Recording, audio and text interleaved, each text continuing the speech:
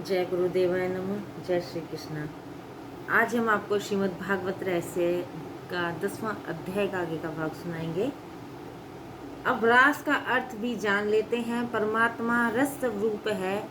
इस रस रूप ईश्वर के साथ तादात्म्य होना ही रास है। रसात्मक ईश्वर के साथ अभिन्न भाव होना, संबंध होना ही रास है। ऐसा कोई जीव नहीं होगा जो ईश्वर से मिलने के इच्छा न करता हो। इन लीलाओं से प्रभु ने सभी को मुग्ध करके रस बाटो आनंद का अभिभव किया।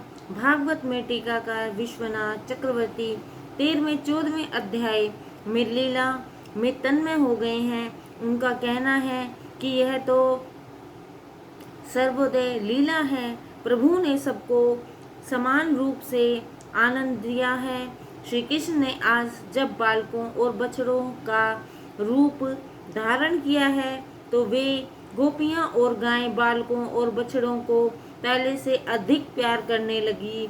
गोपियां अपनी संतानों को प्यार से नहलाने लगी। गायें अपने बछड़ों को दूध पिला रही हैं, चाट रही हैं, परंतु फिर भी तृप्त नहीं हो पा रही हैं। ब्रह्मानंद में तृप्ति मिलती ही कहाँ है। अब ब्रह्मा जी फिर से इधर पृथ्वी पर ये देखने आए कि बालकों और बछड़ों के बिना यहाँ क्या हो रहा है। उन्होंने आकर देखा तो पाया कि सब कुछ वैसा ही चल रहा है। वही बालक और वही बछड़े और श्री कृष्ण भी उनके साथ खेलकूद में मगन हैं। ब्रह्मा जी ने सोच में डूब गए, ये बालक और बछड़े सत्य हैं या वे सच्चे हैं जिन्हें मैं ब्रह्मलोक ले गया हूँ।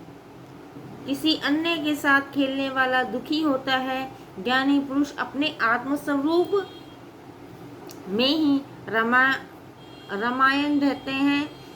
भगवान अपने ही स्वरूप के साथ खेल रहे हैं। श्री कृष्ण तो योगेश्वर हैं।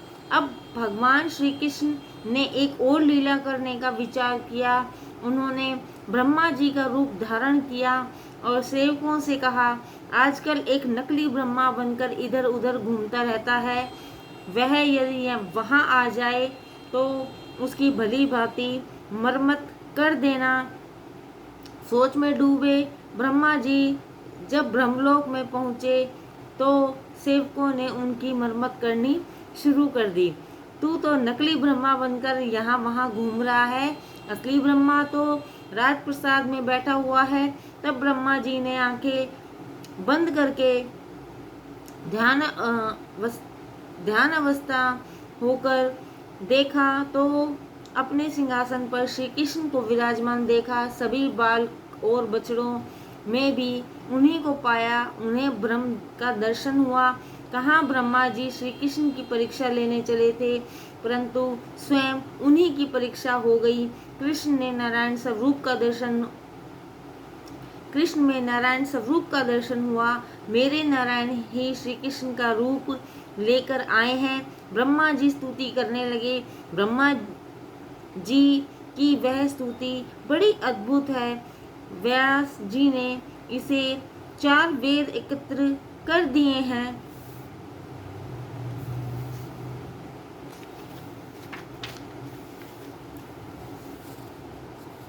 आपका स्वरूप वर्षा कालीन मेघ के समान श्याम है। उस पर पीताम्बर बिजली की भांति दमक रहा है। कानों में हुंजा के कुंडल और सिर पर मोरपंख मुकुट शोभामान है। आपके मुखमंडल की शोभा अद्भुत है। वक्षस्थल पर वन माला शोभित है। हाथ में दही भात का ग्रास, बगल में लकड़ी और सींग तथा कमर पर बांसुरी बंधी हुई है। कमल से मैं कोमल चरणों वाले और मधुर गोपाल वेशी आप परमात्मा को मैं वंदन करता हूँ। श्री कृष्ण मेघ के समान है। प्रभु ने मेघ के समान श्याम वर्ण किया हुआ है, क्योंकि मेघ संत है। मेघ नमकीन पानी पीकर लोगों को मधुर जल देता है। नमकीन पानी दुख का और मीठा पानी सुख का प्रतीक है। अतिशय दुख को सुखी करके जो दूसरों को सुख देता है वही संत है। स्वयं सुख भोग कर दूसरों को दुखी करने वाला सज्जन तो हो सकता है परंतु संत नहीं। कृष्ण ने गले में गुंजा माला है, कृष्ण के गले में गुंजा माला है। माता यशोदा द्वारा पहनाई गई मोती की माला कन्हैया ने बालक को पहना दी थी। घर आकर कन्हैया ने माता से कहा, माँ यह कंठी लाया हूँ, मोती की माला तो मैंने अपने एक मित्र को दे दी। लाला को गुंजा की माला बहुत प्रिय है, इसी कारण श्रृंगार की समर्पित गुंजा माला से ही की जाती है। थोड़ा सा देने पर भी उसे अधिक मान ले वह ईश्वर है, अधिक मिलने पर भी जो सदा असंतुष्ट रहे वह जीव है। प्रभु को जो कुछ भी दो प्रेम से दो। कन्हैया के मस्तक पर मोर पंख है। प्रभु को काम सुख त्यागी अति प्रिय है। लौकिक काम सुखों का त्याग करोगे तो प्रभु तुम्हें अपने मस्तक पर बैठाएंगे। मोर शारीरिक संबंध से प्रजोत्पत्ति नहीं करता है, इसलिए प्रभु ने उसे यह सम्मान दिया है। ब्रह्मा जी परमात्मा की स्तुति कर रहे हैं। आपका स्वरूप पंच महाभूतों का नहीं परंतु स्वयं ससर्जित है। प्रभु का स्वरूप अप्राकृतिक अलौकिक है। जीव को तो उसके प्रारब्ध के कर्मानुसार शरीर प्राप्त होता है, परंतु परमात्मा स्वेच्छा से शरीर धारण करते हैं। मनुष्य को उसके कर्म अनुसार शरीर मिलता है। परमात्मा स्वेच्छा से शरीर धारण करते हैं या भक्तों की इच्छा के कारण। निराकार निजानंद ने आज श्री कृष्ण के रूप में अवतार लिया है। परमात्मा का अंग अंग आनंद रूप है। उनका स्वरूप अप्राकृतिक और अलौकिक है। परीक्षा लेने के लिए किए गए प्रयत्न के कारण ब्रह्मा जी ने प्रभु से क्षमा प्रार्थना की। गर्भ में स्थित संतान के प्रहार माता को क्रोधित नहीं करता, अपितु माता को क्रोध की अपेक्षा आनंद ही होता है। इसी भांति प्रभु आप मेरा अपराध भी क्षमा कर दीजिए। ब्रह्मा जी कहते हैं, मेरा शरीर पंच तत्वों से बना हुआ है, परंतु आपका शरीर तो आनंदमय है। मिस्री के खिलाने मिस्री ही है, हाथी घोड़े नहीं। उनकी टांगे तोड़कर दूध में डालोगे तो दूध मीठा हो जाएगा। इसी तरह निर्गुण में से सगुण बने परमात्मा भी आनंद रूप है। भगवान कृष्ण का शरीर पूर्ण आनंदमय है। आनंद उनसे अभिन्न नहीं है। निराकार आकार धारण कर भी ले फिर भी वह तत्व तो वही रहता है। वज्र की गायों और स्त्रियों को धन्य है जिनके दूध रूपी अमृत पीने के लिए अपने बछड़े और गोप बालक का रूप धारण किया। आप वह हैं जिनको यज्ञ आदि कार्य भी संतुष्ट करने में असमर्थ हैं। गोकुल वृंदावन में जन्म पाने वाले सभी महाभाग्यशाली हैं। जब तक मनुष्य प्रभु के भक्त नहीं होते तब तक उनके लिए रोग द्वेष आदि चोर के समान है। घर कारागृह और मोह पांव में पड़ी जंजीर के समान है। भक्त बनने के बाद यह सब मोक्षदाता बन जाते हैं। भगवान श्री कृष्ण सभी प्राणियों की आत्मा है। समस्त जगत श्री कृष्ण से व्यास है। जो मनुष्य मुरारी भगवान के चरण पल्लव रूप नौका का आश्रय लेते हैं उनके लिए यह संसार समुद्र केवल बछड़े के कदमों के निशान जितना ही गहरा है, अर्थात गहरा नहीं है। वे इसे अनायास ही पार कर जाते हैं। भक्ति के बिना मात्र ज्ञान प्राप्त करने का प्रयत्न जो छाल को ओखली में रखकर कूटने जैसा है, जो निष्फल ही रहता है। मात्र शक्ति ही मोक्षदायिनी है। ब्रह्मा जी ने वंदन और स्तुति करके क्षमा याचना की। ब्रह्मा जी ने भोजन में विक्षेप किया था, अतः स्तुति समाप्त होने के पश्चात भी श्री कृष्ण मौन ही रहे। किसी के भोजन और नींद में बाधा डालना पाप है। ब्रह्म लोक में नींद में सोए हुए बालक 1 वर्ष के पश्चात जागे।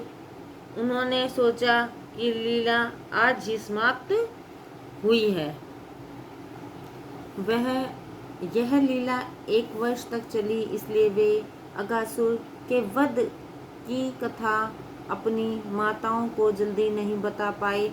कुछ परमात्मा इसे ब्रह्मो निवारण लीला भी कहते हैं। श्रीधर स्वामी ने इसे सर्वोदय लीला कहा है। जैसा आनंद यशोदा को दिया, वैसा ही आनंद गोपियों को, गो बालकों को, गायों को और बछड़ों को श्री कृष्ण भगवान ने दिया। अतः यह सर्वोदय लीला है।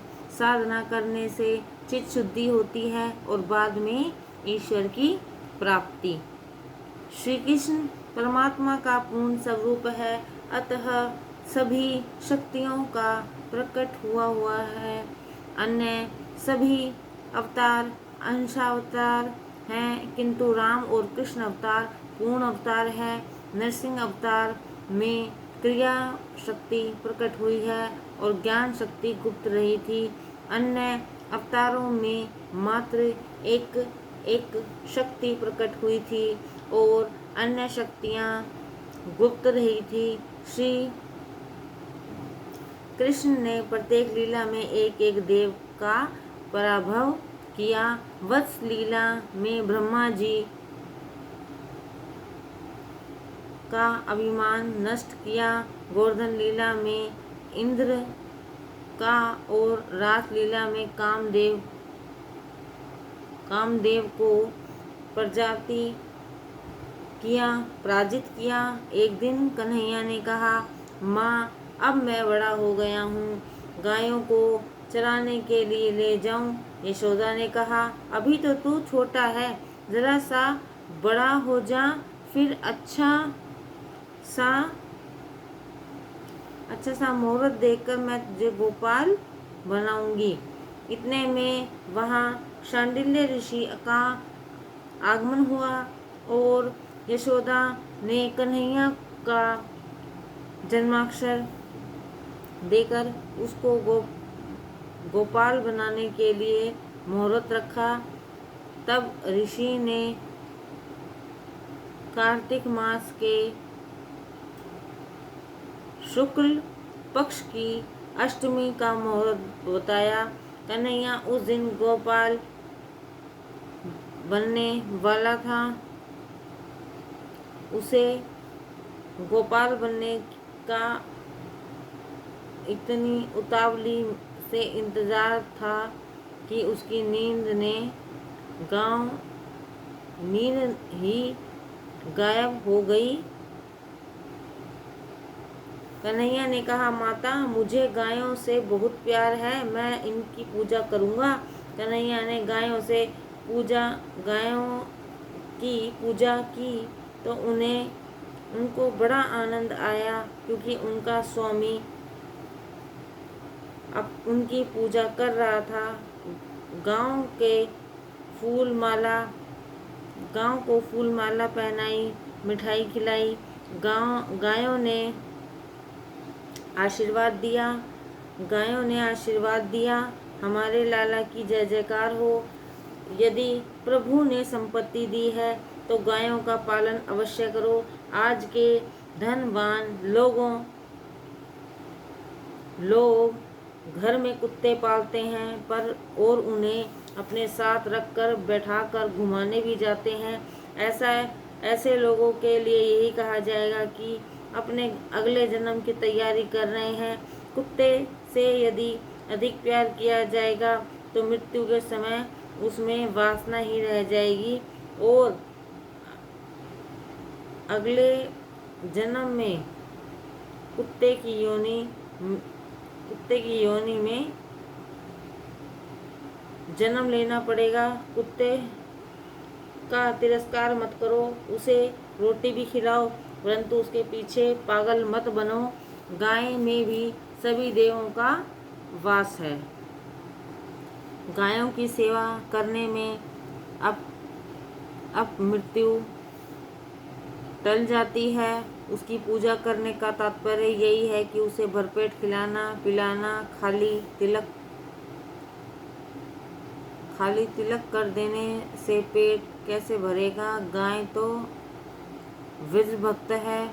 एकनाथ महाराज ने काशी भागवत में एक विनोद किया है। राम जी ने क्या क्या नहीं किया था। कई राक्षसों का वध किया, अनेकों यज्ञ याग किए, प्रजा का भली भांति पालन किया, परंतु वे राज धीरज थे। वे गायों की सेवा नहीं कर पाए। उनके मन में भी गौ सेवा की इच्छा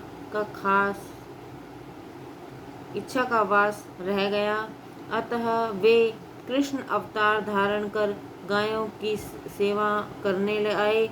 परंतु अर्थात राम और कृष्ण एक ही हैं। प्रातःकाल में ब्राह्मणों ने आकर गणपति की पूजा करवाई।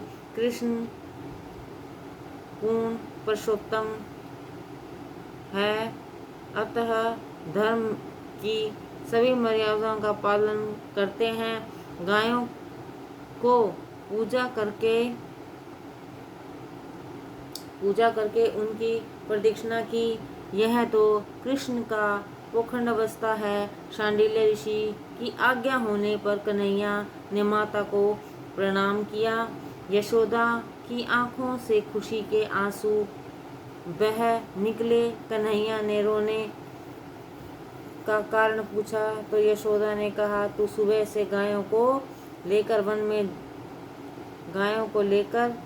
वन में जाएगा और शाम को लौटेगा। तेरे सांवरे सुंदर मुखड़े को देखे बिना मेरा दिन कैसे व्यतीत होगा। जब जीव ईश्वर के बिना एक क्षण भी नहीं जी सके और किसी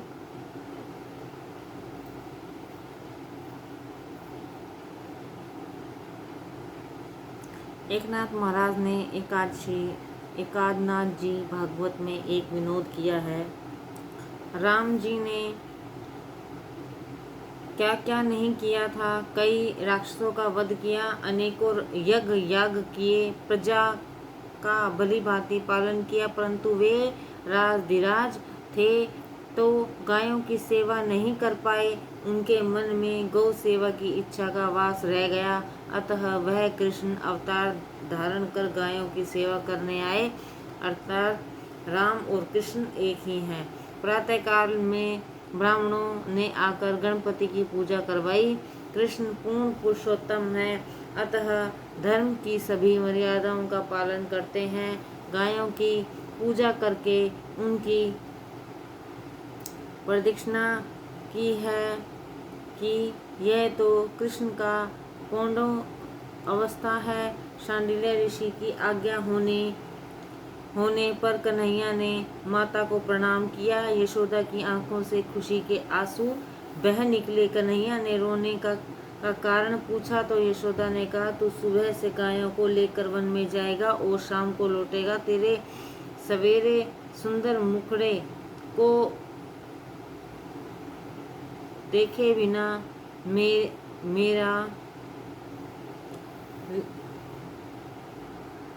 मेरा दिन कैसे व्यतीत होगा। जब जीव ईश्वर के बिना एक क्षण भी नहीं जी सके और ऐसी स्थिति पर पहुंच जाए तो ईश्वर शीघ्र ही उसकी गोद में आ जाते हैं। यशोदा ने कृष्ण को उपनाह पहनाने चाहे तो उन्होंने साफ इनकार कर दिया और कहा, मैं गोपाल हूँ, गायों का सेवक हूँ और सेवक कभी जूते पहना है क्या? यशोदा ने कहा, बेटा गाय तो पशु है। कन्हैया ने कहा, माँ ऐसा कभी नहीं बोलना। गाय हमारी माता है, उसमें सभी देवों का वास है। मैं तो गरीबों का सेवक हूँ। जब तक श्री कृष्ण गोकुल में रहे, उन्होंने 4 प्रकार के समों का पालन किया था। पहला, गोकुल में रहते हुए उन्होंने कभी कभी सिले हुए वस्त्र नहीं पहने, क्योंकि उनके साथी गो बालक बहुत गरीब थे। जब तक गोकुल में रहे, उन्होंने कोई शास्त्र धारण नहीं किया। उनके एक हाथ में माखन मिश्री थी और दूसरे हाथ में बांसुरी। बांसुरी की मधुर तान से ही वह सारे गोकुलवासियों को घायल कर देते हैं। जब तक गोकुल में रहे, उन्होंने कोई सहस्त्रम धारण नहीं किया।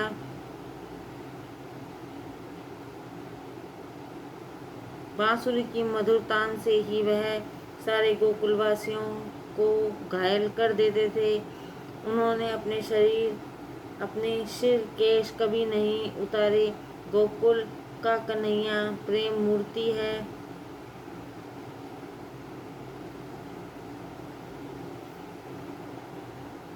कन्हैया ने कभी जूते नहीं पहने। श्री कृष्ण जी ने गायों की जैसी सेवा की, वे वैसे न हो तो कोई कर सकता है, और न ही कोई कर सकेगा। गायों को खिलाने पिलाने के समय तक कन्हैया ने कभी कुछ खाया पिया तक नहीं था। ऐसा कन्हैया जब गोकुल छोड़कर चला जाए और गाय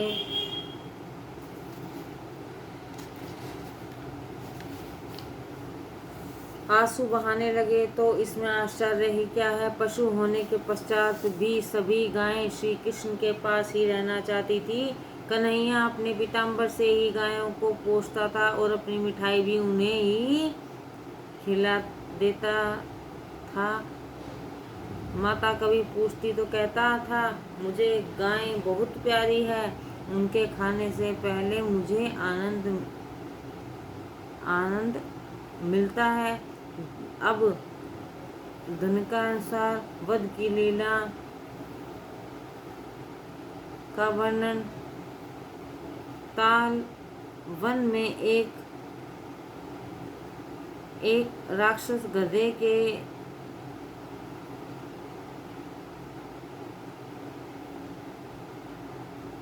अब धनुषार वध की लीला का वर्णन है। ताल वन में एक राक्षस गधे के रूप में रहा करता था। एक बार श्री कृष्ण ने श्रीदामा और अन्य गोपालकों ने कहा कि तालवन में फल तो बहुत ही हैं, परंतु वह धनकासुर राक्षस किसी को फल लेने नहीं देता। भगवान ने प्रहलाद को वचन दिया था कि वे उसके किसी वंशज का वध नहीं करेंगे। इसलिए बलराम ने धनकासुर का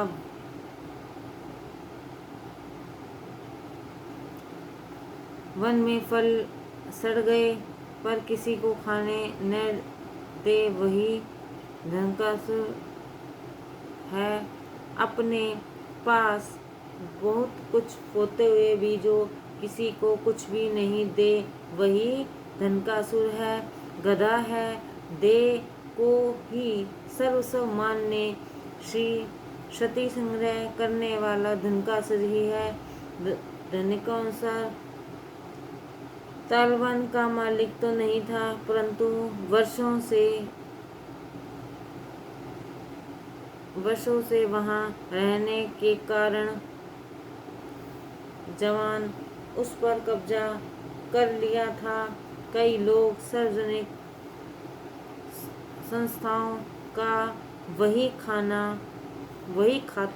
खाता करते करते उस पर कब्जा कर लेते हैं। कुछ ऐसी संस्था में गोलमाल करते हैं, रुपये डकार जाते हैं। इस प्रकार समाज का धन हड़पने वाला अगले जन्म में गधा बनता है। धन का स्रोत देहायास है, अविद्या के कारण होता है। अविद्या जीव को संसार के बंधनों में फंसाती है। ऐसा होने पर संसारिक पदार्थों के लिए जीव के मन में ममता,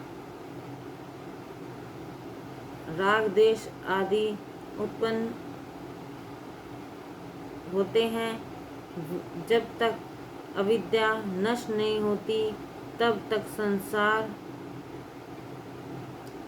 का मोह नहीं छूट पाता। अविद्या जीव को पांच प्रकार में से बांधती है: स्वरूप, विस्मृति, देहाभ्यास, इंद्रियाभ्यास, प्राणाध्यास, अतः करणाध्यास। देहाध्यास में जीव अपने को बड़ा रूपवान, विद्यावान, समर्पतिवान मानने लगता है, देव अभिमानी हो जाता है। ऐसे लोग दूसरों का अपमान करने लग जाते हैं, उन्हें सताते हैं। ऐसा देहाभ्यास का बलराम ने वध किया। भगवान की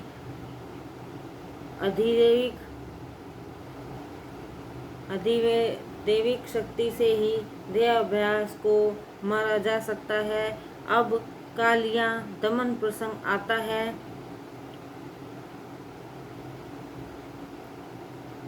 प्रभु ने कालिया नाग का उद्धार करने का विचार किया, इसलिए वे सब साथी बालकों के साथ गेंद खेलने लगे। वे उसी जलाशय के किनारे गेंद खेल रहे थे जहाँ कालिया नाग रहता था। खेल खेल में गेंद उस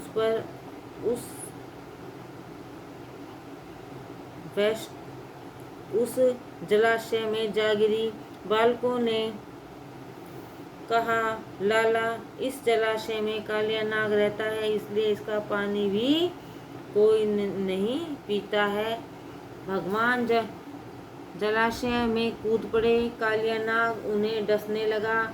ज्यों ज्यों उनको डसता जाता, विष अमृत बनता जा रहा था। कन्हैया ने एक हाथ में उसका फन पकड़ा, दूसरे में मूंछ। फिर वे उसके फन पर आरूढ़ हो गए। सभी बालक डरने लगे। कन्हैया ने सबको हिम्मत बंधाई और नाग के फन पर खड़े होकर नृत्य करने लगे। कन्हैया अपना वजन बढ़ाता जा रहा था, जिससे कालिया नाग व्याकुल होने लगा। नाग पत्नियां कन्हैया की शरण में आकर प्रार्थना करने लगी। वे कहने लगी, आपने जो हमारे पति को दंड दिया है वह उचित ही है, क्योंकि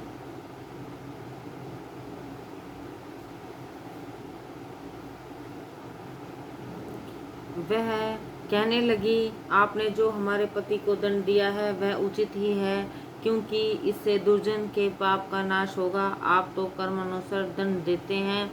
रावण वध के समय मंदोदरी ने भी यही कहा था।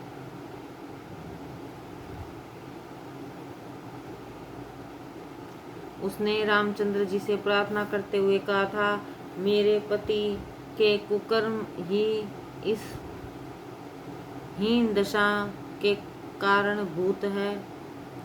इनको मारने में आपका कोई दोष नहीं है। नाग पत्नियां कहती हैं, वैसे तो हमारे पति दुष्ट नहीं हैं, क्योंकि आपने उनके मस्तक पर अपने चरण रखे हुए हैं। श्री कृष्ण ने कालिया नाग से कहा, तेरे कारण यह सारा जलाशय विषैला हो गया है, अतः तुम यहाँ से नहीं